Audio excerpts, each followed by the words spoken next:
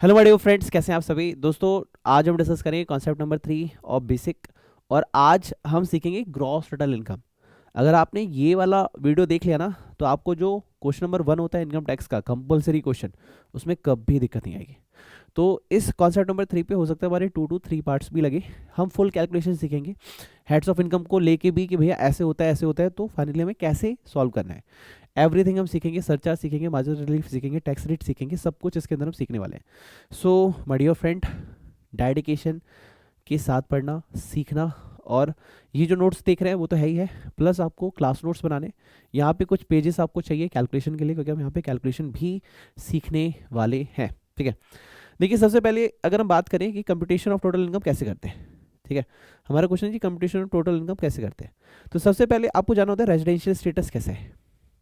जैसे एक वर्ड होता है रेसिडेंट है या नॉट रेसिडेंट है।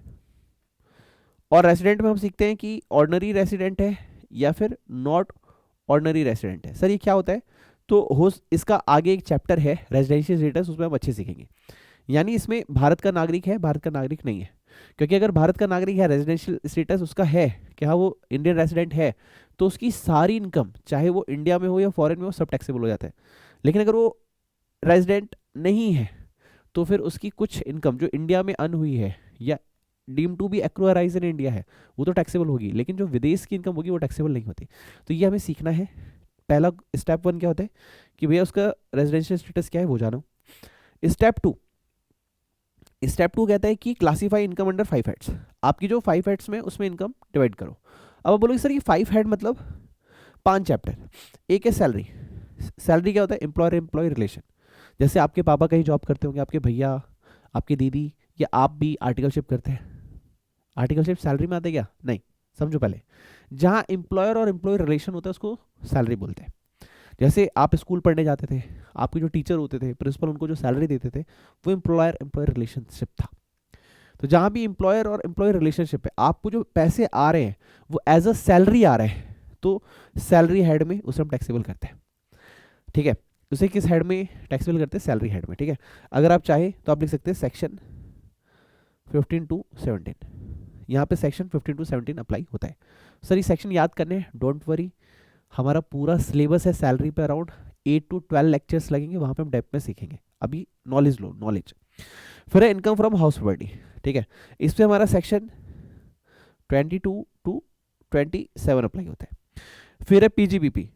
पीजीबीपी, इसको हम शॉर्टकट बोलते हैं पीजीबीपी। सर हाउस प्रॉपर्टी में क्या होता है, हाउस प्रॉपर्टी में क्या होता है, जैसे आपने सुना होगा, आप में से मैक्सिमम लोग किराए पे रहते होंगे, यानी फिर आपका खुद का घर नहीं होगा।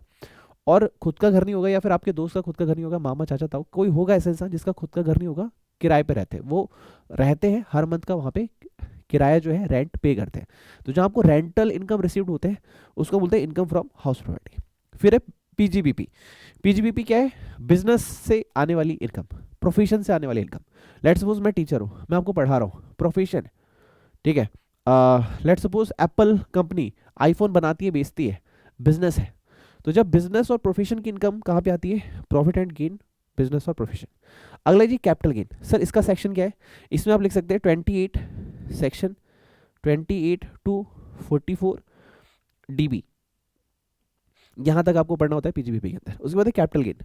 कैपिटल गेन क्या कहते हैं, जब आपकी कोई असेट है और उस असेट को आप सेल कर रहे हैं, ठीक है, या फिर कोई भी इमूवेबल प्रॉपर्टी है। लेट्स सपोज मेरी एक बिल्डिंग थी, मैंने उसको बेच दिया। ठीक है, तो बिल्डिंग बेची, एग्रीकल्चर लैंड, या फिर कोई भी ऐसी चीज जो कि आपकी असेट थी, आप उसको बेच रहे हो, आप उसका ट्रांसफर कर रहे हो। वर्ड आता है टैक्स में ट्रांसफर, सेल नहीं आता है, ट्रांसफर। तो ट्रांसफर में सारी चीज़ें शामिल है, हम कैपिटल गेन में पढ़ेंगे। जब आप किसी प्रॉपर्टी को सेल आउट करने से कोई इनकम, जैसे आपने सुना होगा कि उन्होंने अपनी जमीन बेच दी, उसने घर बेच दिया, अपना फ्लैट बेच दिया, तो वो जो इनकम आ रही है वो कैपिटल गेन के अंदर आती है। ठीक है, इसका जो सेक्शन है कैपिटल गेन का, वो है सेक्शन 45 to 55A।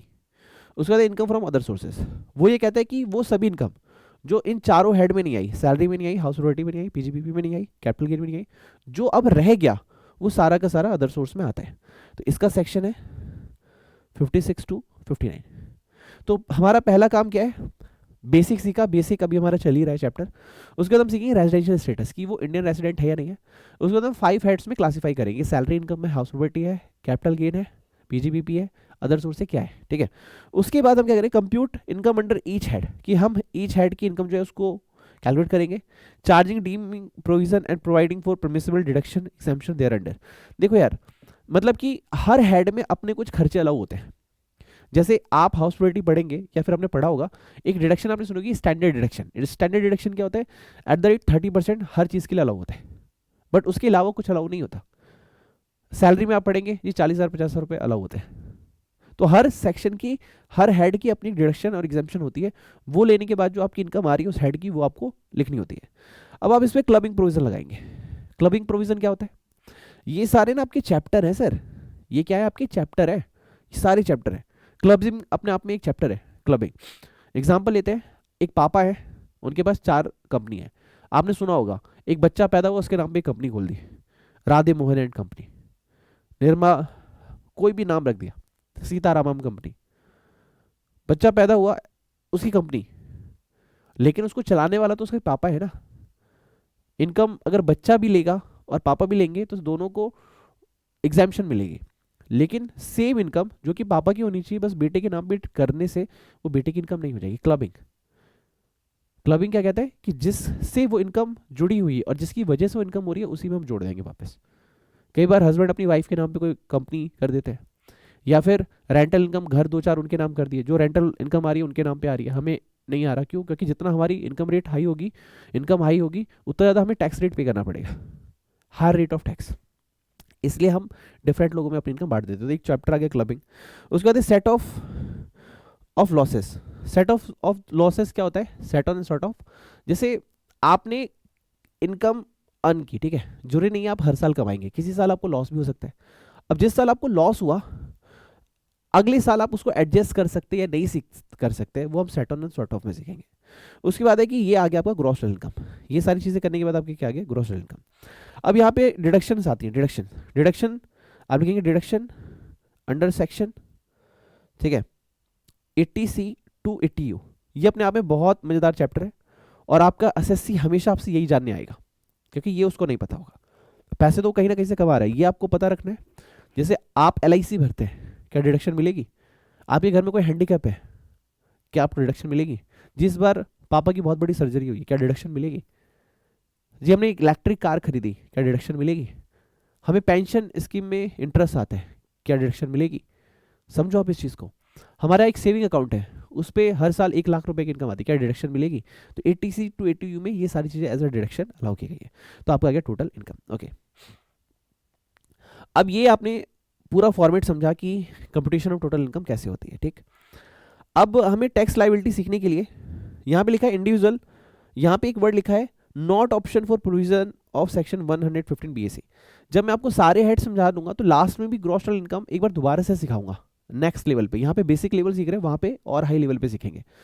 तो 115 BAC वहाँ पे सिखाऊंगा, यहाँ पे नहीं सिखाऊंगा। यहाँ हर जगह यही लिखा हुआ है इनकम टैक्स में कि भैया 115 BAC अप्लाई नहीं हो रहा। क्या है ये, अभी हम उसके बारे में बात नहीं करेंगे। ये अप्लाई नहीं हो रहा यानी हम इसकी बात अभी नहीं करेंगे, जब सीखेंगे तब करेंगे। अगर इंडिविजुअल है तो टैक्स रेट क्या होगा, तो देखो यहाँ पे बताया गया है,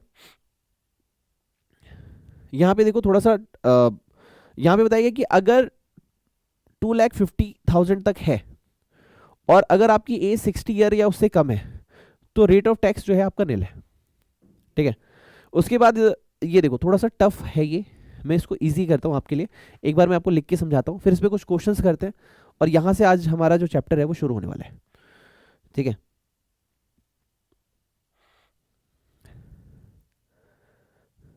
ठीक है, यहाँ पे आप लिखिए resident individual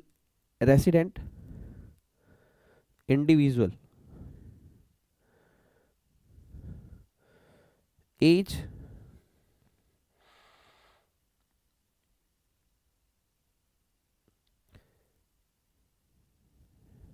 60, age below 60 year, यानी उसकी एज अभी 60 साल से कम है। एज को आप ऐसे भी लिख सकते हैं, एज 60 साल तक ही है अभी आपकी, ठीक है। यहाँ पे 60 ईयर, 60 ईयर। ठीक, अब यहाँ पे एक चीज सीखिएगा, यहाँ पे आप लिखेंगे यहाँ पे if total income up to 2,50,000, तो आप यहाँ पे लिखेंगे नील। ये हम क्या सीख रहे हैं, स्लैब रेट। अभी आपको ये कैलकुलेशन समझ में आ जाएगी। यहाँ पे लिखेंगे slab rate, normal slab rates for individual. ठीक है, स्लैब रेट्स फॉर इंडिविजुअल। ठीक, यहाँ पे हम ए सीख रहे हैं। ए पॉइंट क्या है, रेजिडेंट इंडिविजुअल है, उसकी एज क्या है 60 ईयर्स या फिर उससे कम है। If total income is up to 2,50,000, ठीक है, तो हमारी रेट ऑफ इनकम क्या है, नील है। ऑन नेक्स्ट 2,50,000, तो यहाँ पे हो जाएगा आपका rate of tax 5%। Then on next 5 lakh 20%। On balance amount 30%। यानी एक चीज आपने देखी यहाँ पे कि अगर 10 लाख से ऊपर है, ये देखो 250 तो यहीं पे हो गया, 250 और 250 कितना होता है, 5 लाख। तो 5 लाख तक अगर आपकी इनकम है तो 5 लाख में 2,50,000 तक तो आपको कोई टैक्स नहीं पे करना। देन ऑन द नेक्स्ट 2,50,000 आपको 5% पे करना है, 5 लाख तक हो गया। On the next 5 lakh 20% tax पे करना है, और बैलेंस अमाउंट पे 30% पे करना है। ये आपने छोटी सी चीज सीखी यहाँ पे। ठीक है, यहाँ पे एक चीज छोटी सी और ऐड करो, यहाँ पे एक छोटी सी चीज और ऐड करो, नोट। ठीक है, note number 1, health and education cess charged, इसे थोड़ा और अच्छे से लिखते हैं, health and education cess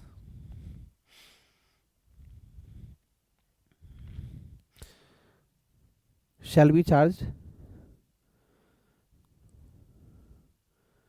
at the rate 4%। ठीक है, 4% से आपको क्या करना है, ये चार्ज करना है। ठीक है, एक पॉइंट और रखना, rounding off tax, rounding off tax, आपको टैक्स जो है वो राउंडिंग ऑफ करना होगा। ठीक है, nearest multiples of 10, multiples of ₹10, यानी आपको जो टैक्स का राउंडिंग ऑफ होगा ना, मल्टीपल ऑफ 10 में आएगा। अब इसमें ना हम एग्जाम्पल लिखते हैं, एग्जाम्पल जैसे जैसे समझेंगे हमें क्लियरिटी मिलेगी। Example number 1, mister Ram has total income,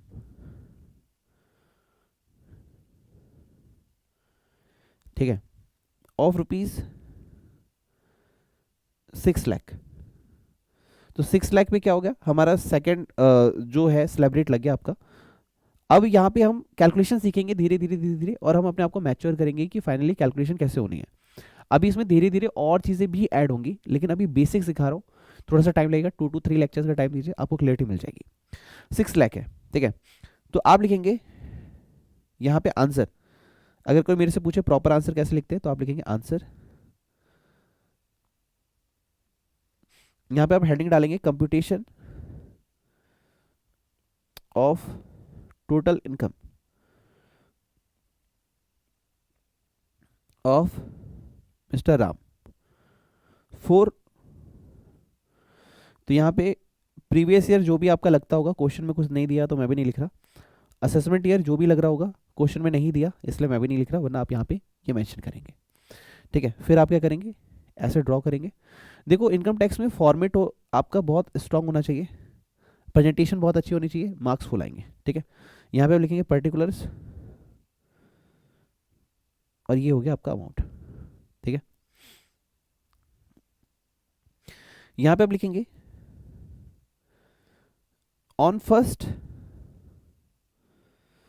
2,50,000 कितना है सर, नील, क्यों? आप सेलिब्रेट देखिए, फर्स्ट 2,50,000 पे कोई टैक्स आपको नहीं पे करना पड़ता, नेक्स्ट 2,50,000 पे 5% देना पड़ता है। तो आप लिखेंगे ऑन नेक्स्ट 2,50,000, आप यहाँ पे बोलेंगे 5% के हिसाब से आपको टैक्स देना है। ये हो गया 12,500। सर लेकिन उसकी टोटल इनकम तो 6 लाख है। ओके, तो 6 लाख में से 2.5 पे निल, देन नेक्स्ट 2.5 पे 5%, देन जो रिमेनिंग 1 लाख है उस पर कितना रेट ऑफ टैक्स है, आइए देखते हैं। उस पर रेट ऑफ टैक्स है आपका 20%। ओके सर, ये तो आप ऐसे याद करा दो कि हाँ ऐसे याद करूंगा, 2-3 क्वेश्चन करेंगे। अभी 6 लाख पे किया है, एक 12 लाख पे करते हैं और एक 20 लाख पे करते हैं, ताकि आपको आइडिया लगे कि वैरायटी ऑफ क्वेश्चंस कैसे अप्लाई होते हैं। ठीक है, और नेक्स्ट 2,50,000 एट द रेट 5%। ठीक, नाउ ऑन बैलेंस, बैलेंस कितना बच गया सर? 1 लाख। तो इस पे कितना आ जाएगा सर? 20%। ये आपका आ गया 20,000। ठीक है, तो ये आप लिखेंगे यहाँ पे tax before health and education cess, tax before health and education cess, ये है आपका 32,500। ठीक, ये आ गया आपका add health and education cess at the rate 4%। ये हमने लिखा था कि हेल्थ एंड एजुकेशन सेस लगता है 4% के हिसाब से, ये हो गया सर 1,300। तो ये आपका आ गया टैक्स लाइबिलिटी, ये आ गया आपका टैक्स लाइबिलिटी। कितनी की आ गई सर? 33,800। कितना सर? इतना ही होगा ना? हाँ, 33,800। ये आपकी तरह इस तरीके से आपका क्वेश्चन जो है सॉल्व हो गया। ठीक, अब मेरी बात को ध्यान सुनना। अभी हम बेसिक सीख रहे हैं। हमने क्या सीखा कि एज मान लीजिए 60 ईयर या उससे कम है। सर ये अभी आपने सही से लिखा नहीं, मैं भी आपको और मैच्योर लेवल से सिखाऊंगा, लेकिन अभी मैं सिखाने की कोशिश कर रहा हूँ कि धीरे धीरे धीरे करके हम सीखें। अभी हमने सीखा नहीं है, अभी हम सीख रहे हैं। ठीक है, और धीरे धीरे इसको और इम्प्रूव करेंगे।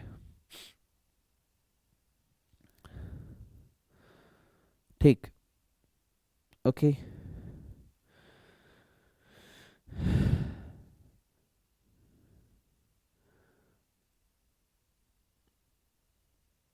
अब यहां पे ये करने के बाद ये हमारा पहला हो गया ए।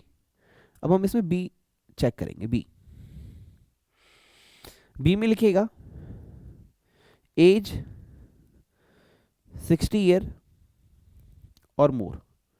यहाँ पे जो एसएससी है उसकी एज कैसा? 60 ईयर और मोर है। ठीक है, इस केस में क्या है? Income up to 3 lakh, income up to 3 lakh. यहाँ पे आप लिखेंगे निल। इसके बाद आप लिखेंगे और नेक्स्ट 2 लाख, यहाँ पे आप लिखेंगे 5%। देन आप लिखेंगे on next 5 lakh 20%। On balance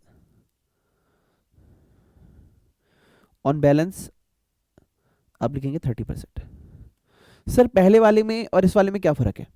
पहला वाला ये कहता है कि अगर आपकी, ध्यान सुनना, अगर आपकी एज 60 ईयर से कम है तो आपका 2,50,000 तक निल है, देन रिमेनिंग 2,50,000 पे 5% है, देन नेक्स्ट 5 लाख पे 20% है, देन बैलेंस पे 30% है। वहां पे और यहां पे क्या डिफरेंस है? वहां पे 2,50,000 पे माफ है, यहां पे अगर आपकी एज 60 ईयर और मोर है बट लेस देन 80 ईयर, यहां लिखना but more but less than 80 year, लेकिन एज अभी 80 नहीं हुई है। ठीक है, तो इस केस में आपको 3 लाख तक माफ किया गया है। ठीक, सर नोट जो है ऊपर वाले सेम रहेंगे आपके, ये वाले जो यहाँ पे आपने लिखे थे, ये दोनों जो नोट है आप कॉपी कर सकते हैं, मैं तो कॉपी कर रहा हूँ।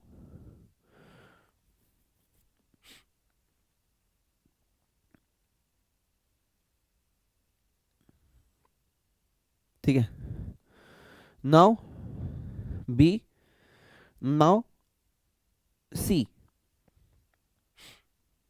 सी कहते हैं अगर एज जो है 80 ईयर और मोर है, एज 80 ईयर और मोर, अगर आपकी एज जो है 80 ईयर और मोर है तो क्या होगा? तो इस केस में इनकम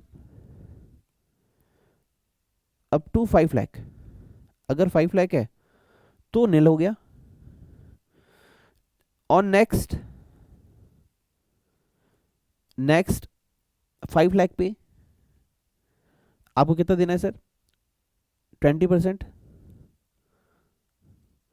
और ऑन बैलेंस इसके बाद जो भी होगा उस पर 30%। सर ये वाले नोट यहाँ पे भी आएंगे? हाँ जी, ये वाले नोट यहाँ पे भी आएंगे, क्योंकि हेल्थ एंड एजुकेशन सभी में अप्लाई करना होगा। सर क्या एक ही साथ इनको लिख सकते हैं? आप एक साथ भी लिख सकते हैं कि हाँ भैया हेल्थ एंड एजुकेशन से अप्लाई होता है। ठीक है, अब एक क्वेश्चन ये भी आपका आता है कि हेल्थ एंड एजुकेशन सेस क्या है सर? जब आप टैक्स ले रहे हो, टैक्स ले रहे हैं, गवर्नमेंट उसे किसी भी पर्पज के लिए यूज कर सकती है, लेकिन हेल्थ एंड एजुकेशन सेस सिर्फ और सिर्फ हेल्थ एंड एजुकेशन में ही यूज होगा। सेस जो है वो एक्स्ट्रा लगाया जा रहा है in over two tax rates, ताकि उसको एक स्पेसिफिक पर्पस के लिए यूज किया जा सके। ठीक है, ओके। तो ये सर आपने हमें सिखा दिया। सर इसमें क्या फर्क है? इसमें ये फर्क है, अब एक बार समझते हैं। अगर एज 60 ईयर से कम है तो 2,50,000 तक माफ है। एज 60 ईयर या उससे ज्यादा है बट 80 ईयर्स नहीं हुई है तो आपका 3 लाख तक माफ है।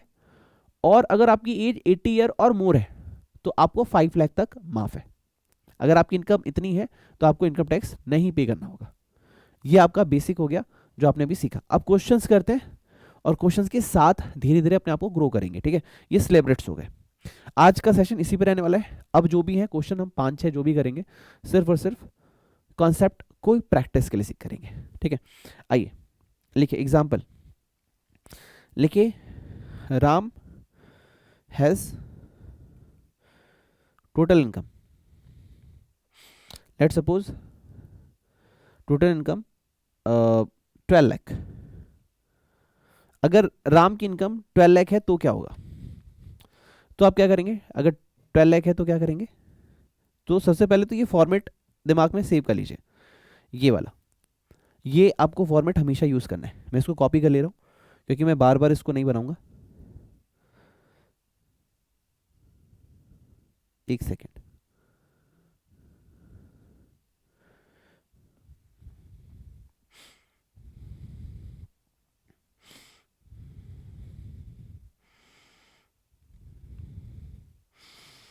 ठीक है, ओके। मैं इसकी इनकम्स को यहां से हटा देता हूं।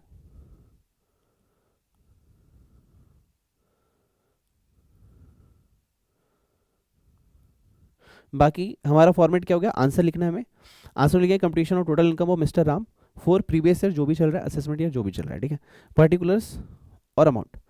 तो इसकी इनकम है कितनी sir? As per the question mister Ram की जो इनकम बताई गई है वो बताइए 12 लाख रुपए। तो एज कोई भी डिफाइन है? अगर कोई भी एज डिफाइन नहीं है तो मानेंगे कि ये 60 ईयर का भी नहीं हुआ है, 30, 40, 50 की एज है। अगर एज बोलेगा जैसे 70 ईयर्स तो 60 और 80 के स्लैब में आ गया।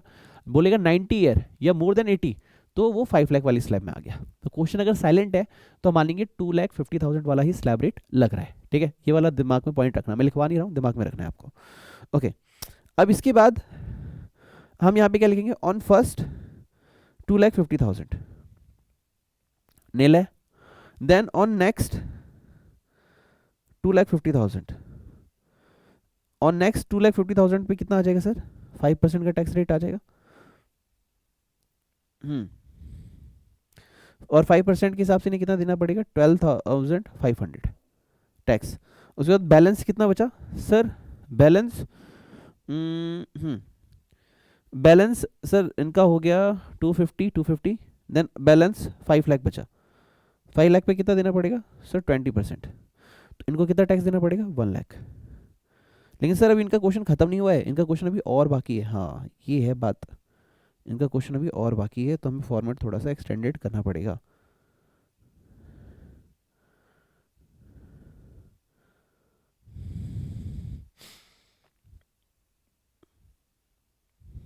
ठीक है, अब इनकी क्या होता है, बैलेंस बच गया इनका। बैलेंस कितना है, 12 लाख में से 250 पे नील, ठीक है, नेक्स्ट 250 यानी 5 लाख, देन नेक्स्ट 5 लाख, यानी पूरा 10 लाख पे हमने कैलकुलेट कर दिया। बचा कितना, 12 लाख में से 10 लाख हमने कैलकुलेट कर दिया है, तो हमारे पास बचा 2 लाख। तो 2 लाख पे हमारे पास 30% के हिसाब से टैक्स देना है, तो ये आ जाएगा 60,000। अब आप इसको जोड़ेंगे तो 160 160 160 एंड 12,500 172,500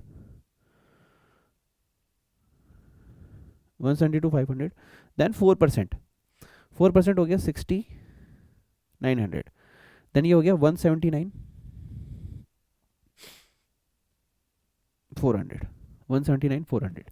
इस तरीके से आपको ये क्वेश्चन जो है वो सॉल्व करना है।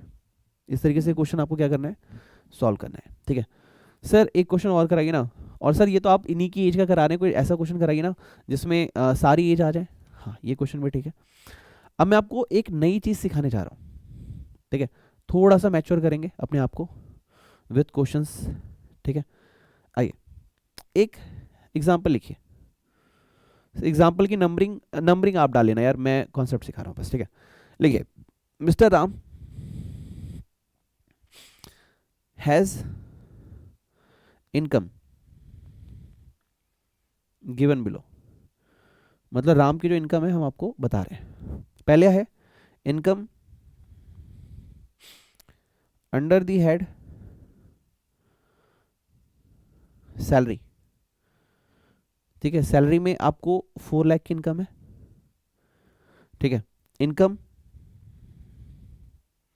Under the head house property, ये है आपका 5 लाख। ठीक है, इनकम अंडर द हेड, मैं पीजीबीपी शॉर्ट फॉर्म लिख रहा हूँ। ठीक है, पीजीबीपी यानी profit gain business and profession. PGBP, PGBP में इनकी जो इनकम है वो है 630,253। ठीक है, फिर एक पॉइंट और लिखो, deduction, deduction under section 80C to 80U, ये आपका 1,10,000। ठीक है, ये हो गया आपका 1,10,000। नाउ लिखिए, compute the income, compute the income, the tax liability for previous year 2022-23। ठीक है, तो हमने क्या सीखा, मिस्टर राम है, उनकी इनकम गिवन बिलो है, सैलरी के अंदर 4 लाख है, हाउस प्रॉपर्टी के अंदर 5 लाख है, पीजीबीपी के अंदर 630,253 है, deduction under 80C to 80U 1,10,000 है, compute the income tax liability for previous year 2022-23। इसमें क्या होगा ना, जो आपकी ग्रॉस, इसमें क्या होता है, पहले ग्रॉस टोटल इनकम, अभी तक क्या था, पिछले कैलकुलेशन में आपकी टोटल इनकम गिवन हुई थी, आप उस पर टैक्स रेट अप्लाई कर रहे थे। लेकिन यहाँ ऐसा नहीं होगा, यहाँ पहले सारे हेड की इनकम को आप जोड़ेंगे, वो होगी आपकी ग्रॉस टोटल इनकम, लेस करेंगे 80C टू 80U डिडक्शन, वो आएगी आपकी नेट टोटल इनकम, उसके ऊपर टैक्स रेट आपको अप्लाई करने होते हैं। ये कॉन्सेप्ट आपको ये सिखाना चाहते हैं। ठीक है, आइए फॉर्मेट ड्रॉ करते हैं। मैं पेन का कलर चेंज कर रहा हूँ, लेकिन आपको एग्जाम में ब्लैक यूज़ करना है तो ब्लैक ही यूज़ करना है। ठीक है, अब लिखेंगे कंपटीशन, और हाँ, कंपटीशन लिखने से पहले भी आप सबसे पहले लिखेंगे आंसर। मुझे सबसे बेस्ट आंसर लिखने का तरीका ये लगता है कि सबसे टॉप पे जो हेडिंग है आपकी, उसमें प्रॉपर लिखिए आंसर। ठीक है, आंसर आप लिखेंगे, आंसर में लिखेंगे आप competition of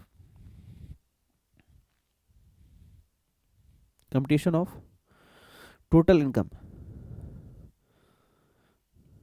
total income of mister Ram.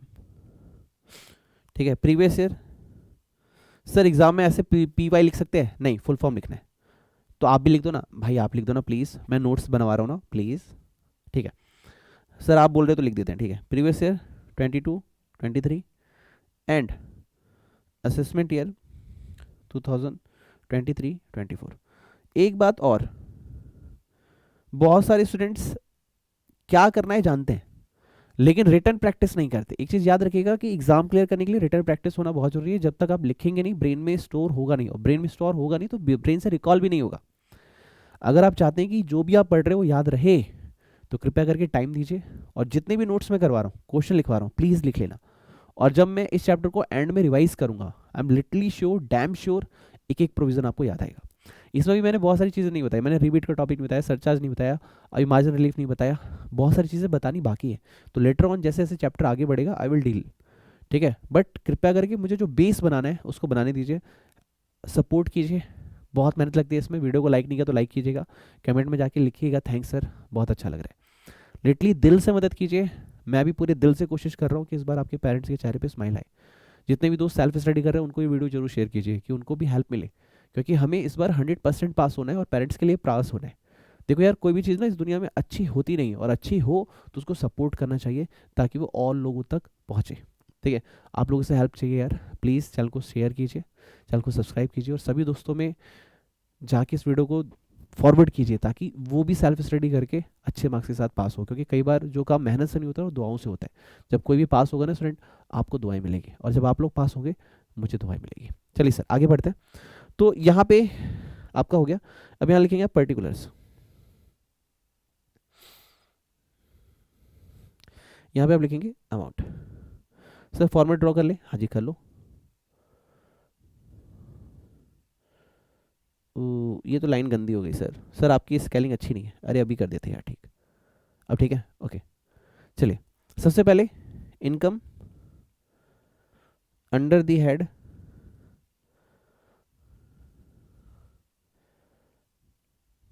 Salary 4 lakh, ठीक है। उसके बाद income under the head house property,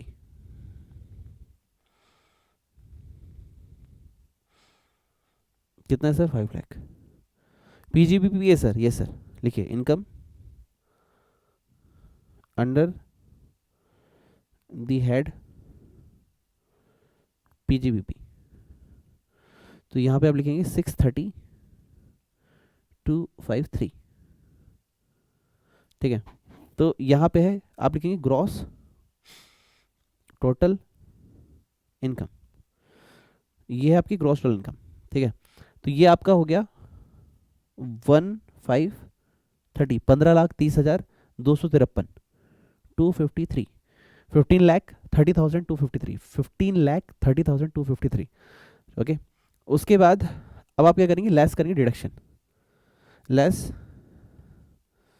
deduction under section ETC to ETU। Deduction कितनी है सर, 1,10,000। डिडक्शन के टॉपिक में हम ये सीखेंगे कि कहाँ पे डिडक्शन कितनी मिल सकती है, कैसे मिल सकती है, वहाँ सीखेंगे। अभी हम बेसिक क्लियर कर रहे हैं कि डिडक्शन का फॉर्मेट क्या है। इससे क्या होगा, आपके दिमाग में फॉर्मेट सेट होगा। फॉर्मेट सेट होगा तो आप आगे क्यूरियसिटी के साथ पढ़ेंगे कि अच्छा ऐसे होता है, ठीक है। तो ये आपने 1,10,000 लेस कर दिया। ये क्या आ गया आपका total income, total income, total income, total income 14,20,253, 14,20,253, ठीक है। लेकिन यहाँ पे ना दो सेक्शन आते हैं। अभी टोटल इनकम को राउंड ऑफ करेंगे 288A के अंदर, और टैक्स लाइबिलिटी को राउंड ऑफ करेंगे 288B के अंदर, ठीक है। तो आप चाहें, कहीं जगह है आपके पास ऊपर, हाँ यहाँ पे लिख लेगा राउंड ऑफ टैक्स जो है। देखो राउंड ऑफ जो लगता है आप लिख सकते हैं 288A, ये आपकी टोटल इनकम को राउंड ऑफ करता है। 288B ये आपकी टैक्स लाइबिलिटी को और ये इनकम को राउंड ऑफ करता है, पैटर्न वही है, इन मल्टीपल्स ऑफ 10, ठीक है। तो ये चीज़ थोड़ा सा ध्यान रखेंगे, नहीं भी रखेंगे तो कोई दिक्कत नहीं है, बट मैं कोशिश करूंगा आपको बेस्ट सिखाने की ताकि आपके फुल मार्क्स आए, ठीक। तो टोटल इनकम आ गया, अब आप लिखेंगे rounding off, rounded off under section 288A, तो ये आपका आ गया 1420,250। सर 250 क्यों किया, 260 क्यों नहीं किया, मल्टीपल्स होता है। अरे भाई अगर 5 से कम है तो उसको बैक में ले जाते हैं, 5 से बिलो अगर 6 7 8 9 होता तो मैं उसको 50 की जगह 60 लिखता, लेकिन 2 3 4 तक मैं उसको राउंड फिगर में ही करूंगा, ठीक है। आई होप आपको ये पता होगा। अब यहाँ पे आप लिखेंगे कंप्यूटेशन ऑफ, यहाँ तक हो गया। अब आप लिखेंगे computation, computation of tax liability, computation of tax liability. चलो अब यहाँ पे हम लिखेंगे टोटल इनकम।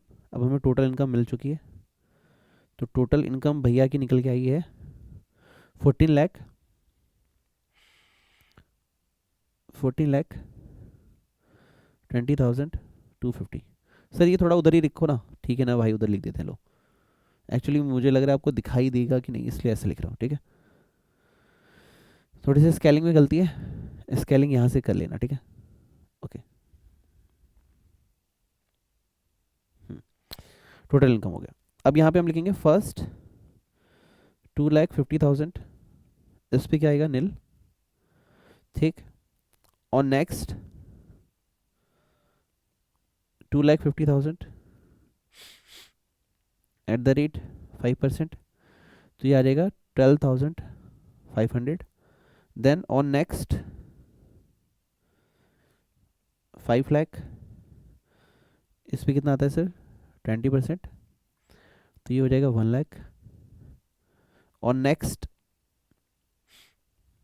कितने सर, 4,20,250 एट द रेट 30%, 126,075,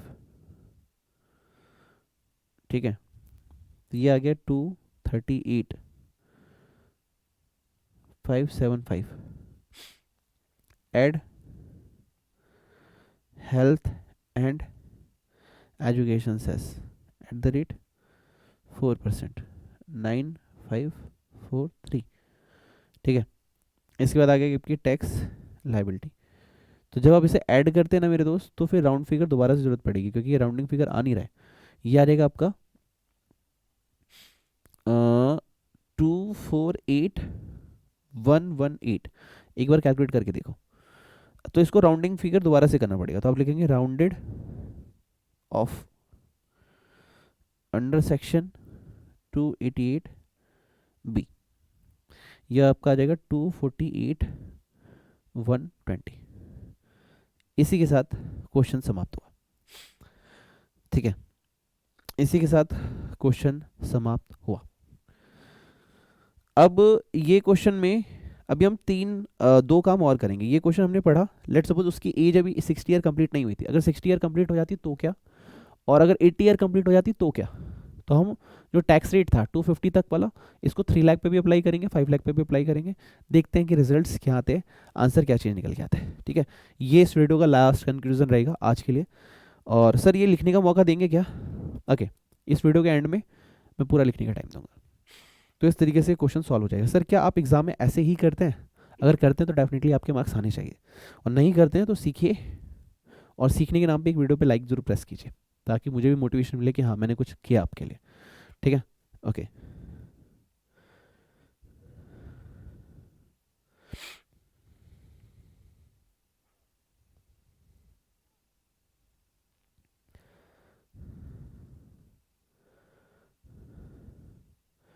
चलिए नेक्स्ट एग्जाम्पल करते हैं।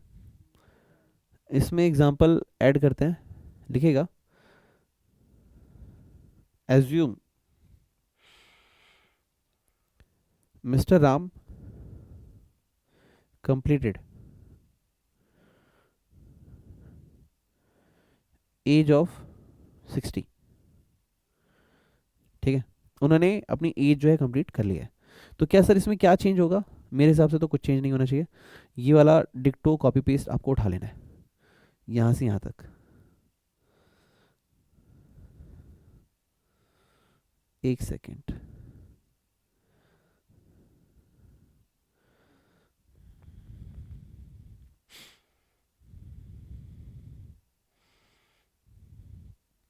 ठीक है, यहाँ तक कोई चेंज होगा नहीं। 40 20 250 यहाँ तक आएगा। अब यहाँ से कैलकुलेशन चेंज होगी, यहाँ पे लिखेंगे आप कंप्यूटेशन। ये तो दोबारा सिखाने की जरूरत नहीं है ना भाई, ये तो अभी अभी किया था हमने, यही क्वेश्चन है। कैलकुलेशन में चेंज होगी, वो चेंज कर रहे हैं हम। Computation, computation of tax liability,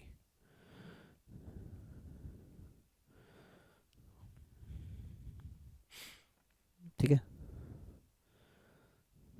तो यहाँ पे लिखेंगे टोटल इनकम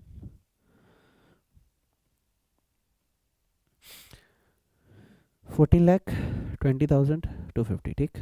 फर्स्ट 3 लाख, क्योंकि उसकी एज 60 हो चुकी है और एज्यूम करें 60 हुई है तो अभी 80 नहीं हुई होगी। एक ही समय पे दो एज कैसे हो जाएगी? अगला एग्जाम हम करेंगे 80 ईयर्स, ठीक है। तो फर्स्ट 3 लाख, तो फर्स्ट 3 लाख पे भैया की जो इनकम है वो है नील। और नेक्स्ट 2 लाख पे एट द रेट 5% 10,000। और next 5 lakh at the rate 20% यानी 1 लाख, ठीक है। और नेक्स्ट 420 250 एट द रेट 30%। तो ये हो जाएगा 126, मैं से थोड़ा सा और क्लियर वे में लिखता हूँ, 126,075, ठीक है। अब इसको आप टोटल कीजिए, ठीक है। और ये हो जाएगा आपका 236 2,36,000, रुकिए एक मिनट, 2,36,075 ये इसका वैल्यू एंड फिगर निकल के आएगा, ठीक है। यहाँ पे आप क्या लिखेंगे? यहाँ पे आप लिखेंगे कि tax liability before health and education cess. आप क्या लिखेंगे यहाँ पे? Tax liability, tax liability before health and education cess, ठीक। अब यहाँ पे आप क्या करेंगे?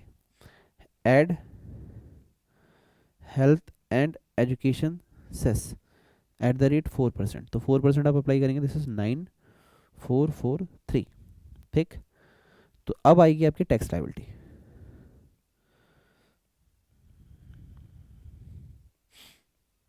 टैक्स लायबिलिटी आ जाएगी 245,518, ठीक है। नाउ राउंडेड ऑफ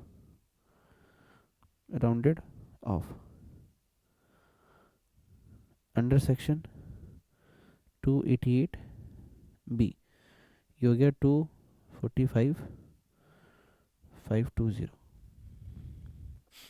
ठीक, ओके। ये इस तरीके से यहाँ पे हो गया।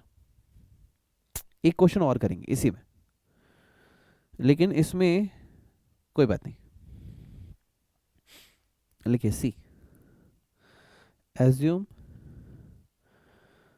राम हैज कंप्लीटेड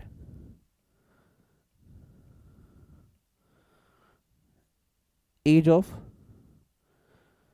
80, ठीक है, वो 80 साल का हो चुका है। तो सबसे पहला तरीका क्या भाई? सबसे तरीका यही कि पहले तो इसको कॉपी पेस्ट मारो, सर एग्ज़ाम में कॉपी पेस्ट कर सकते क्या? एग्ज़ाम में पॉसिबल नहीं है, तुमको ये लिखना ही पड़ेगा मेरे भाई। मुझे थोड़ा लेक्चर शॉर्ट रखना है इसलिए मैं ऐसा कर रहा हूँ, वरना इसको 3 घंटे का लेक्चर बनाना ना तो मैं ऐसे ही कर देता। ओके, अब हम क्या करेंगे, अब इसकी इनकम कैलकुलेट करेंगे। तो आप यहाँ पे लिखेंगे आगे computation of tax liability, computation of tax liability. तो टैक्स लाइबिलिटी आप कैसे करेंगे, टोटल इनकम, टोटल इनकम भैया की कितनी है 14,20,250, ठीक। फर्स्ट 5 लाख पे इन्हें कोई टैक्स नहीं देना, then on next 5 lakh at the rate 20%, तो इन्हें 1 लाख टैक्स देना है, ठीक है। ऑन बैलेंस, बैलेंस कितना बचा मेरे भाई 420,250 एट द रेट 30%, तो ये आपका हो गया 126,075। तो ये आपका आ गया tax liability before health and education cess. कितना आ गया सर 2,26,075। ऐड करिएगा यहाँ पे, add health and education cess at the rate 4%, ये हो जाएगा 9043। और ये आ गया टैक्स लाइबिलिटी। तो टैक्स लाइबिलिटी भैया की कितनी हो गई 235,118। Now rounding off, rounded off under section 288B, तो ये आपका आ गया 235,120। This is your final answer.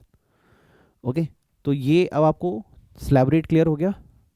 हमने सीखा कि अगर एज 60 ईयर नहीं हुई है, ठीक है, तो आपको 250 तक नील, 252 मतलब नेक्स्ट 250 पे 5%, तो ये आ गया 5, नेक्स्ट 5 लाख पे 20%, बैलेंस पे 30%। वही अगर 60 कंप्लीट हो गया है बट 80 नहीं हुआ है अभी, ठीक है, तो फिर हमने क्या सीखा, हम 3 लाख तक नील है, नेक्स्ट 2 लाख पे 5%, नेक्स्ट 5 लाख पे 20%, देन बैलेंस 30%। इसके बाद हमने सीखा कि अगर एज 80 कंप्लीट हो गई है, तो हमने क्या सीखा, एज अगर 80 हो गई है, हमने क्या सीखा, अगर एज 80 हो गई है तो 5 लाख तक नील है, नेक्स्ट 5 लाख पे 20%, बैलेंस पे 30%। ये कैलकुलेशन भी हमने सीख ली। अच्छा, एक छोटा सा काम और देखो, इस ना कैलकुलेशंस पे नज़र मारते हैं एक बार, थोड़ा कंपैरिजन सीखते हैं।